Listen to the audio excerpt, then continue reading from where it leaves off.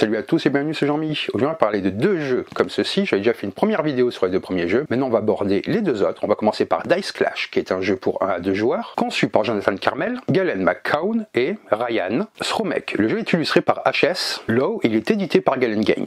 Dice Clash est un jeu de placement de dés qui propose un affrontement dynamique où les joueurs s'affrontent dans une bataille de stratégie, de chance ainsi que de prise de risque. Dans le jeu, les joueurs incarnent des guerrières légendaires en quête d'immortalité.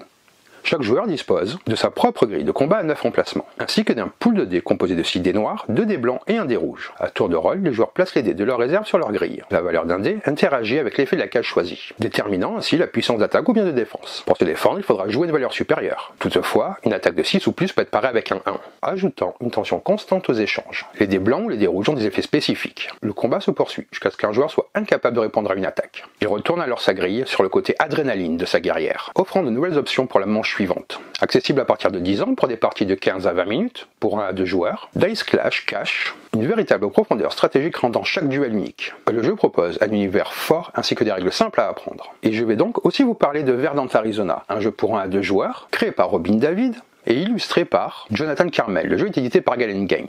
C'est un jeu de collection et d'agencement de cactus, qui plonge les joueurs dans un désert ensoleillé, où ils rivalisent pour avoir la plus belle collection de cactus. Chaque joueur tente de rassembler et de collecter différents types de cactus, afin de créer le jardin le plus harmonieux. Le cœur du jeu repose sur un système ingénieux de collecte de cartes. Choisir une carte n'affecte pas seulement votre collection, mais aussi les futurs choix possibles pour votre adversaire. Cette interaction subtile transforme chaque partie en un duel tactique. Avec des règles simples, mais un peu tactique exigeant, Verdant Arizona se joue entre 15 et 30 minutes, et convient aux joueurs à partir de 10 ans. Entre compétition et esthétique, Verdant Arizona offre une expérience aussi relaxante que stratégique, où chaque cactus compte et peut faire fleurir la victoire. Allez, on va voir comment ça se passe. Et on se retrouve avec le jeu. Donc là, comme je vous avais déjà fait une vidéo sur les deux premiers de la série, qui sont donc Heritage Farm et Monster Mashup. Je vais vous parler maintenant, cette fois, comme je disais en introduction, de deux autres jeux de cette même série, Verdant Arizona et Dice Clash. Si vous voulez aller voir la vidéo sur les deux autres jeux, un petit i apparaîtra au cours de la vidéo.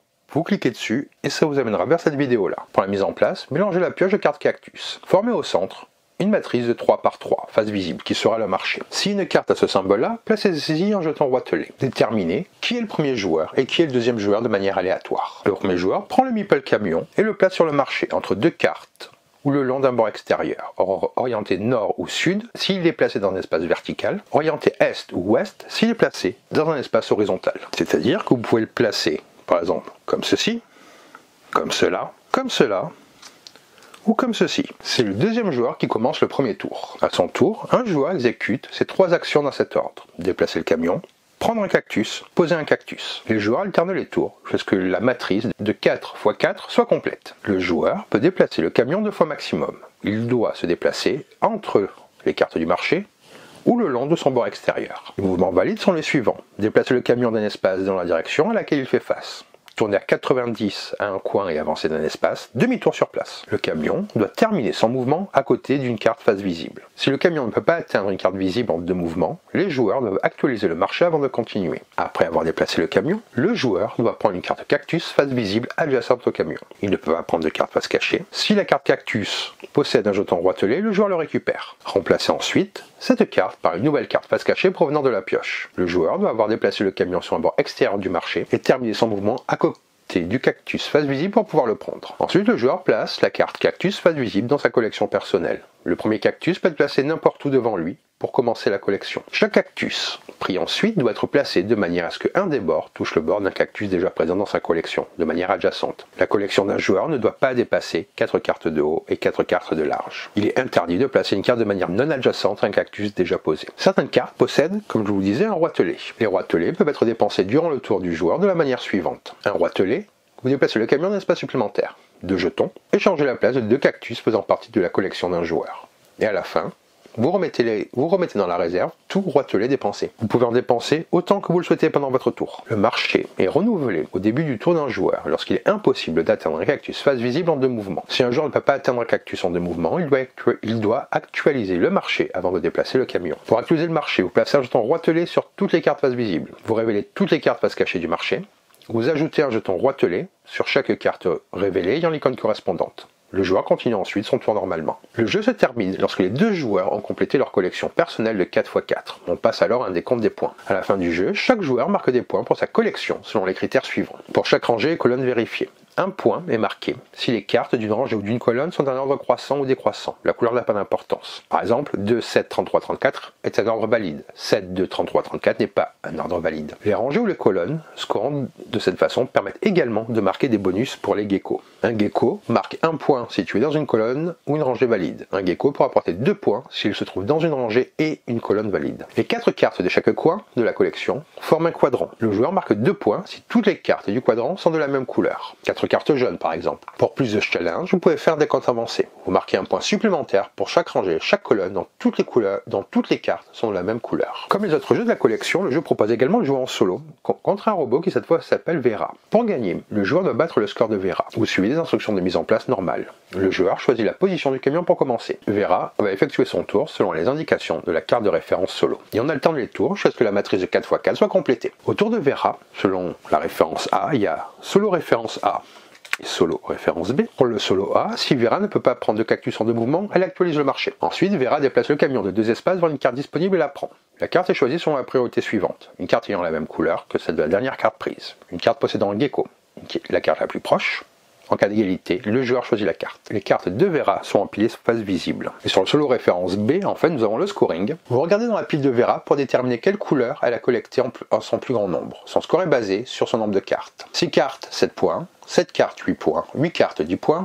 9 cartes, 11 points, et 10 cartes et plus, 13 points. Le joueur, quant à lui, utilise le décompte standard pour sa propre collection. En mode plus difficile, vous pouvez décider d'utiliser le décompte avancé pour le joueur, et Vera marque les points pour les 2 couleurs collectées en plus grand nombre. Après vous avoir expliqué les règles de Verdant Arizona ainsi que son mode solo, je vais maintenant vous donner mon avis sur le jeu. Verdant Arizona est un jeu stratégique pour 1 à 2 joueurs, où l'objectif est de construire la plus belle collection de cactus dans un jardin botanique. Le jeu combine habilement le placement de cartes, la gestion de ressources limitées et les anticipations des actions de l'adversaire ou de l'IA, créant une expérience riche et engageante. Le thème est immédiatement captivant. Chaque joueur incarne un propriétaire de jardin botanique, tentant de créer le plus bel arrangement de cactus. Le contexte du marché partagé et du véhicule unique ajoute une dimension compétitive réaliste et amusante. Les joueurs doivent non seulement choisir les meilleures cartes, mais aussi anticiper les déplacements de l'adversaire. Cette immersion est renforcée par les règles de collection et les interactions autour des roitelets et des geckos, donnant un sentiment tangible de compétition et de planification. Le jeu propose une mise en place simple mais stratégique. Une pioche de cartes cactus mélangée face cachée. Un marché de 3x3 constitué de cartes face visible pour permettre la prise de décision tactique dès le début. La possibilité de placer le camion sur le marché selon une orientation spécifique, ce qui influe immédiatement les options de mouvement du premier joueur. Ces éléments simples garantissent une préparation rapide tout en offrant une profondeur stratégique dès le premier tour. Chaque tour se déroule en 3 étapes. Déplacer le camion, prendre un cactus, poser ce cactus dans sa collection.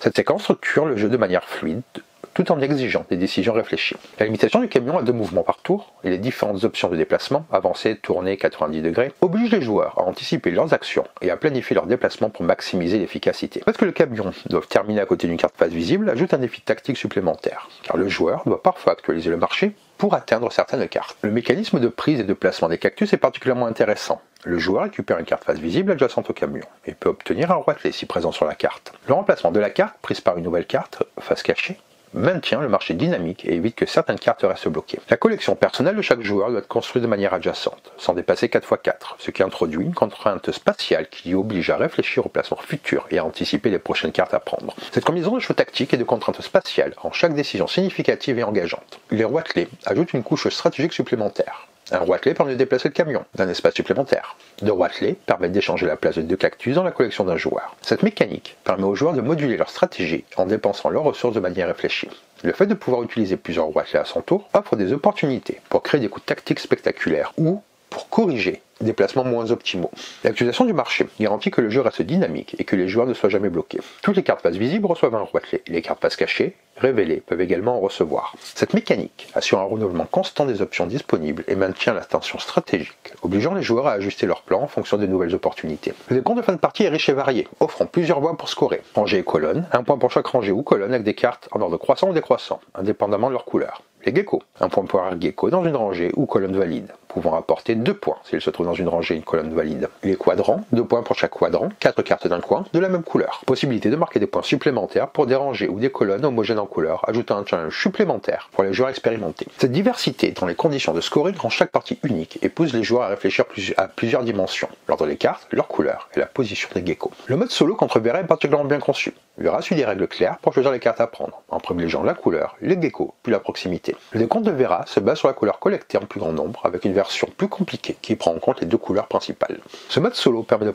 profiter pleinement du jeu sans un adversaire humain, tout en maintenant un niveau de défi suffisant pour que la partie reste stimulante. Les points forts du jeu sont les suivants: stratégie et planification spatiale, le placement des cactus et les contraintes de 4x4 créent un vrai challenge tactique. La gestion des ressources, les Watley offrent des choix supplémentaires et renforcent l'interaction avec sa collection et celle de l'adversaire. Le dynamisme du marché, le renouvellement constant des cartes garantit que chaque tour offre de nouvelles décisions. La rejouabilité, différentes collections, combinaisons de couleurs, geckos et quadrants assurent que chaque partie est unique. Le mode solo est solide. Vera constitue un adversaire crédible avec des priorités et un décompte clair, rendant le jeu jouable seul de manière satisfaisante. Un équilibre entre accessibilité et profondeur. Les règles sont simples à comprendre, mais offrent un bon niveau de stratégie, même pour des joueurs expérimentés. En conclusion, Verdansk Arizona est un excellent jeu de collection et de stratégie pour 1 à 2 joueurs. Il combine placement, anticipation, gestion des ressources et scoring multicritères dans un ensemble cohérent et engageant. Chaque tour propose des décisions significatives. Le marché et les Watley ajoutent du dynamisme et les mécanismes de scoring offrent des options variées pour maximiser les points. Le mode solo permet de profiter du jeu,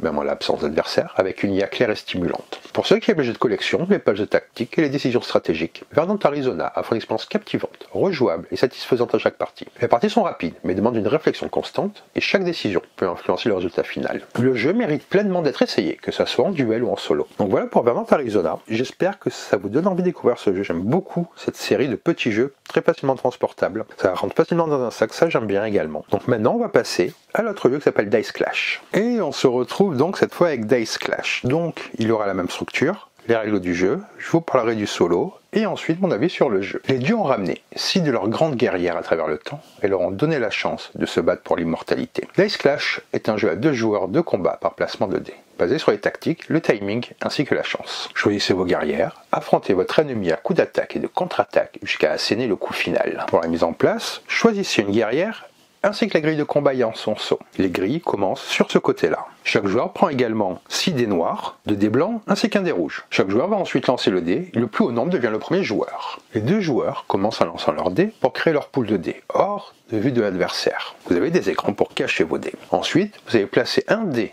de votre pool sur une case libre de votre grille de combat. Ce dé agira comme défense et comme attaque. Les cases avec des icônes modifieront soit la face du dé, de votre valeur d'attaque, sa valeur de défense ou donneront un effet immédiat. Les modificateurs, eux, ne sont pas en option. Défense contre l'attaque adverse. Votre dé doit se défendre d'une des 2 manières suivantes. Bloqué. La valeur de défense de votre dé est supérieure à l'attaque adverse. On détermine la valeur de défense en ajoutant ou soustrayant tout modificateur défensif de la case à la valeur du dé. Par exemple, ici nous avons des modificateurs d'attaque et ici des modificateurs de défense. Vous pouvez également parer, si l'attaque est 6 ou plus, vous pouvez jouer une valeur de défense de 1. Le premier joueur d'un round n'est pas obligé de se défendre contre l'attaque de l'adversaire. Ensuite, vous déterminez la valeur de l'attaque. La valeur de l'attaque est la valeur du dé plus le modificateur si il s'applique. Et maintenant, c'est au tour de votre adversaire d'attaquer. Chaque fois qu'un dé blanc est placé, le joueur qui l'a placé doit relancer tous les dés qui restent dans sa réserve. Chaque fois qu'un dé rouge est placé, le joueur qui l'a placé peut activer son habilité spéciale. On continue ainsi jusqu'à ce qu'un joueur ne puisse plus jouer, soit parce qu'il ne peut pas défendre, soit parce qu'il ne reste plus de cases dans sa grille. Un joueur ne pouvant pas jouer perd le round. Pour le round suivant, on relance toutes les réserves de dés, le perdant du round retourne sa guerrière et sa grille de combat du côté adrénaline, comme ceci.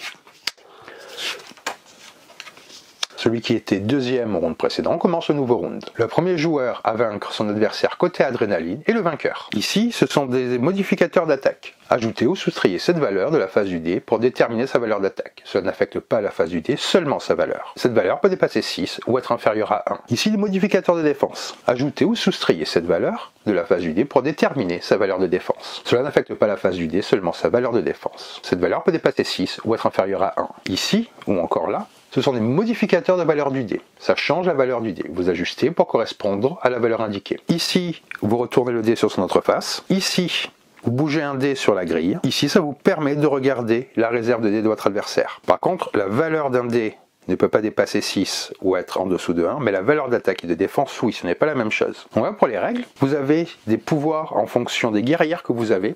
C'est aussi très bien fait. Par exemple, le viking peut faire un mur de bouclier. La valeur défensive de votre dé rouge est de 8, quelle que soit sa valeur ou les modificateurs de la case. La berserker. La valeur d'attaque de votre dé rouge est de 7, quelle que soit sa valeur ou les modificateurs de base. Vous avez également un autre pouvoir qui permet de retirer un autre dé de votre grille. Votre adversaire prend un dé de son pool et le relance, puis le remet dans son pool pour couvrir une case. D'autres pouvoirs qui vous permettent permettront de relancer des dés. Vous pouvez augmenter ou diminuer la valeur de vos dés de votre pool jusqu'à 2 dés. L'adversaire ne pourra pas placer un dé sur une case choisie. Tous ces pouvoirs asymétriques donnent vraiment du sel au jeu. Pour jouer en solo, le mode solo fonctionne comme le jeu à 2 joueurs, avec quelques petites exceptions. Autour du bot, lancez un dé de son pool et placez-le dans la première case de sa grille qui battra votre valeur d'attaque, ou juste la première case s'il commence le jeu. Le placement se fait de gauche à droite et de haut en bas. Car il y a une option, il prendra l'option la plus avantageuse. Si aucun placement disponible ne peut battre la valeur d'attaque, remettez son dé dans son pool et lancez ses dés blancs mis de côté, s'il y en a. Ensuite, placez ce dé si possible, sinon le dé blanc, et ajoutez au pool et on recommence cette étape si possible. Si le pool de l'IA est vide au début de son tour, vous lancez un des dés blancs mis de côté pour son tour. Si l'IA a utilisé tous ses dés blancs mis de côté, il ne peut toujours pas jouer, elle perd le round. La plupart des pouvoirs fonctionnent comme dans le jeu à 2 joueurs. Certains nécessitent de légers ajustements. C'est aussi une bonne manière de découvrir le jeu et les différents pouvoirs. Et ce placement des grilles est assez malin, c'est pour ça que maintenant je vais vous donner mon avis sur le jeu. Dice Clash est un jeu de stratégie pour 2 joueurs qui combine habilement le placement de dés, les choix tactiques et la gestion de ressources. À première vue, il pourrait sembler un simple jeu de dés. Mais ces règles révèlent une profondeur stratégique et une richesse mécanique qui le rendent captivant pour tout amateur de jeu ou de duel tactique. Dès l'introduction, il se distingue par son univers immersif. Les joueurs incarnent des guerrières légendaires ramenés à travers le temps par les dieux pour se battre pour l'immortalité. Ce cadre narratif ajoute une dimension épique au jeu. Chaque décision, chaque placement de dés, chaque attaque prend une signification symbolique. Le choix de la guerrière n'est pas purement esthétique. Il influe directement la stratégie que le joueur adoptera grâce au pouvoir unique de chaque personnage. Cette identité, propre à chaque guerrière, permet de créer une connexion entre le joueur et son avatar, rendant les combats plus engageants et les parties plus mémorables. Au cœur du jeu se trouve le placement de dés sur la grille de combat. Chaque dé agit à la fois comme unité offensive et défensive. Et les cases de la grille possèdent des modificateurs qui peuvent influencer la valeur des dés, soit pour l'attaque, soit pour la défense, ou même des effets spéciaux immédiats. Cette mécanique simple en apparence crée un vaste éventail de décisions tactiques. Un positionnement stratégique. Choisir ou placer un dé est crucial. Certaines cases peuvent renforcer la défense, augmenter l'attaque ou permettre de modifier la grille elle-même. Le placement n'est jamais anodin et chaque dé posé modifie le terrain de jeu et les options du tour suivant. La gestion du pool de dés. Les dés sont lancés hors de la vue de l'adversaire, ce qui ajoute un élément de bluff et de surprise. Savoir quels dés conserver et lesquels jouer en premier est essentiel pour optimiser vos coups. La possibilité de bloquer ou parer ajoute une couche supplémentaire de stratégie. Le blocage dépend de la valeur de défense par rapport à l'attaque adverse, tandis que la parade offre une option tactique même lorsque l'attaque est supérieure, introduisant des choix critiques et des décisions psychologiques. Les modificateurs de dés sont sans doute l'une des mécaniques les plus intéressantes du jeu. Ils permettent de modifier les valeurs, de déplacer d'autres dés, de retourner un dé ou même de voir le pool de l'adversaire. Ces modificateurs ne sont jamais optionnels, ce qui garantit que chaque action a un impact tangible sur le jeu. Cette mécanique augmente la profondeur tactique. Chaque déplacé peut avoir plusieurs effets simultanés. Renforce l'interaction entre les joueurs. Certains modificateurs affectent directement le pool de l'adversaire ou son prochain coup. Cela crée également un sentiment de contrôle, car même avec un élément de hasard, mais lancé des dés, les joueurs peuvent influencer les résultats grâce à l'utilisation judicieuse des modificateurs. Chaque guerrière possède des pouvoirs uniques, allant de l'augmentation de l'attaque ou de la défense à des capacités de perturbation de l'adversaire. Ces pouvoirs ajoutent une dimension stratégique supplémentaire. Que ça aille d'avoir des valeurs fixes d'attaque ou de défense, capables de retirer un dé adverse ou de relancer un dé, ou d'autres qui ont des options plus complexes comme relancer des dés, modifier les valeurs adverses ou mettre des dés de côté. Ces capacités permettent aux joueurs de créer des stratégies personnalisées et d'adapter leur jeu en fonction de l'adversaire. Chaque guerrière impose un style de jeu différent, augmentant ainsi la variabilité et la rejouabilité. Le mode solo de Dice Clash est très bien pensé. L'IA est gérée de manière claire et logique, avec des règles de placement et de relance qui simulent efficacement un joueur humain. Même sans adversaire, le jeu reste stimulant et tactiquement exigeant. Les règles offrent plusieurs niveaux de complexité. Le mode solo n'est pas une simple simulation, il permet aux joueurs de s'entraîner, de tester des combinaisons de pouvoirs et d'explorer différentes stratégies sans sacrifier la profondeur du jeu. Le déroulement du jeu, basé sur les rounds successifs, est particulièrement bien pensé.